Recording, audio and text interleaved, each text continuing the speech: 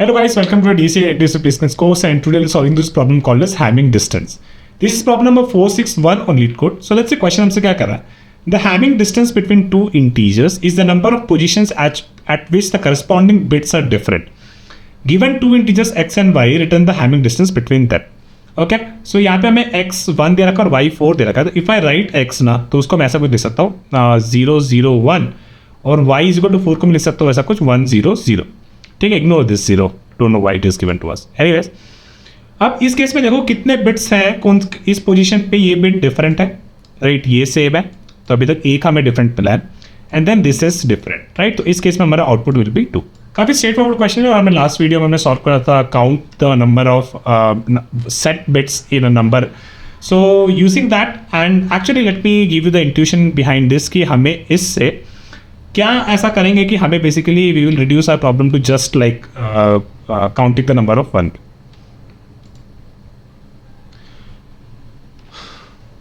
Hello guys, welcome to our DCA Business course, and today solving this problem called as Hamming distance. This is problem number 461 for LeetCode. So let's see कि question हमसे क्या कह रहा है. The Hamming distance between two integers is the number of positions at which the corresponding bits are different. ठीक है, given two integers x and y, we have to return the Hamming distance between them. Let's see, तो x हमें 1 दे रखा है और y हमें 4 दे रखा है. तो एक बार इसको लिख के देखते हैं. तो 1 को हम लिख सकते हैं केवल 1 इन बाइनरी, और y इज इक्वल टू 4 को हम लिख सकते हैं कुछ ऐसा 1 0 0. Ignore this extra 0, don't know why it is written here. Anyways, so let's say we have been given the first number is 0 0 1 and the second number is 1 0 0. Now if you think about this, कहाँ different है, एक ये इस पोजीशन में different है, right. This is what we want to calculate, right. The Hamming distance is number of position at which the corresponding bits are different. So यहाँ पे एक पे ये दोनों अलग है, ये दोनों सेम है, तो अभी तक हमें एक डिफरेंट मिला है, एंड देन ये यहाँ पे सेम है, डिफरेंट है, सॉरी, राइट. तो इस केस में हमारा आंसर क्या हो जाएगा, 2 हो जाएगा, and is what we have to return. Okay, now let's build some intuition behind this कि how we can solve this. तो यार अपने मैंने यहाँ पे भी वही लिख रखा है, मैंने x इज इक्वल टू 1 लिख रखा है और y इज इक्वल टू 4 लिख रखा है, उसको ऐसे लिख दिया, ठीक है, 0 0 1 and 1 0 0. You guys must know about XOR, right? XOR क्या करता है? XOR बेसिकली ये कहता है कि जब भी हम दो सेम बिट्स का XOR करते हैं, ठीक है, तो वो हमें क्या देता है, it gives us 0. But if we do XOR between two different numbers, it will give us different bits like 0 and 1 और 1 और 0. तो उस केस में वो हमें क्या देता है, 1 देता है, ठीक है. तो इसका अगर मैं XOR कर दूँ, इन दोनों नंबर का XOR कर दूँ, तो हमारे पास क्या आउटपुट आएगा, हमारे पास आ जाएगा कुछ ऐसा, ठीक है, 1 0 and 1. This is what our output of x, XOR and y.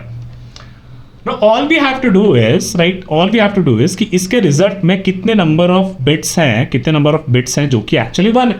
इस केस में कितने नंबर ऑफ बिट्स 1 है, इसमें एक्चुअली 2 है. इसका आउटपुट क्या देगा, इसका आउटपुट हमारा 2 आ जाएगा. और ऑलरेडी हमने लास्ट वीडियो में देखा था जहाँ हमने नंबर ऑफ 1 बिट्स काउंट करने वाला प्रॉब्लम सॉल्व किया था, उसमें हमने 2 अप्रोच डिस्कस करी थी. तो what will do, we will solve it using the second approach, right. The second approach basically says that, let's say for example we have a number like this 1 0 1 0 and 0, right. So this is my n, right, this is my n, and what we have is let's say something like n minus 1, ठीक है. n minus 1 करते हैं तो क्या होता है, n minus 1 करते हैं तो ये होता है कि इसमें जो राइट मोस्ट बिट जो हमारा सेट होता है ना, वो हमारा अनसेट हो जाता है, ठीक है. और फिर जो इस सेट बिट के जो राइट पे होते हैं ना, वो सारे 1 1 हो जाता है ना. तो अगर आप इसको ध्यान से देखो, ठीक है, तो अब मैं इसको इन दोनों को अगर एंड कर दूँ ना, और इसके पहले वाले नंबर तो सेम ही रहेंगे, so basically 1 0.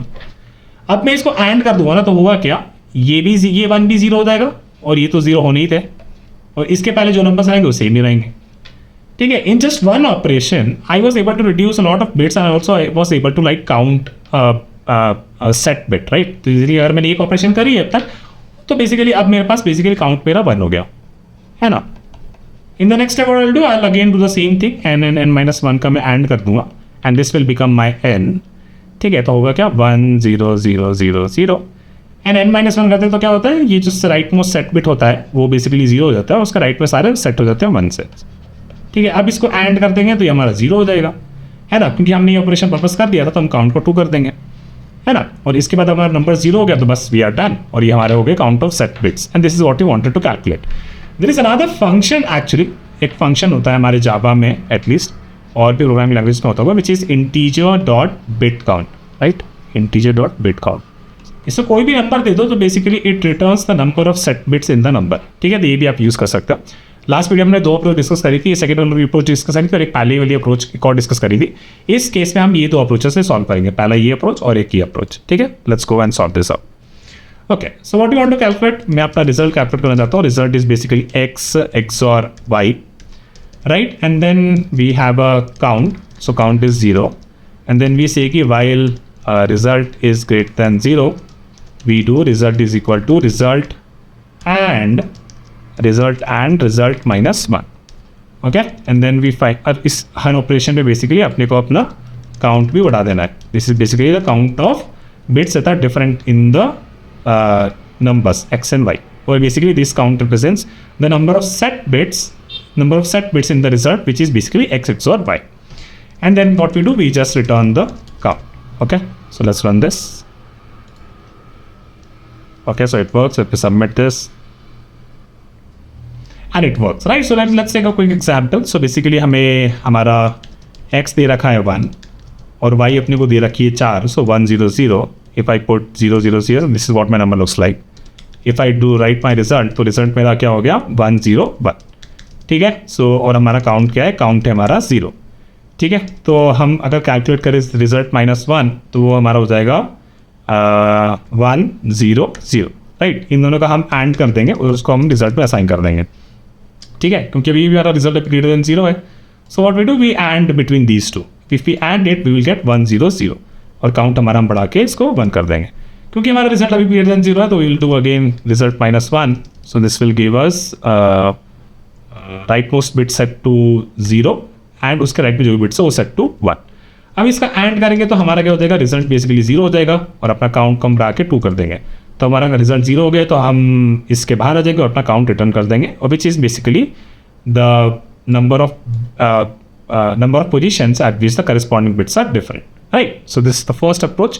Let me really copy this code and then we'll do the second approach, which is very simple, right? इसमें बहुत छोटा सा है, so इसको हम पेस्ट कर देते हैं and let's go. So बहुत ही सिंपल है ये, इसमें बस हमें रिटर्न करना है, return integer dot bit count between x XOR y, बस इतना ही। Let's run this. Works. Let me submit this and it works. Okay, so both में हमारी time और space complexity constant ही रहेगी। Okay, so I'll write it just here but you can understand it. Time complexity and space complexity will be constant in both the approaches.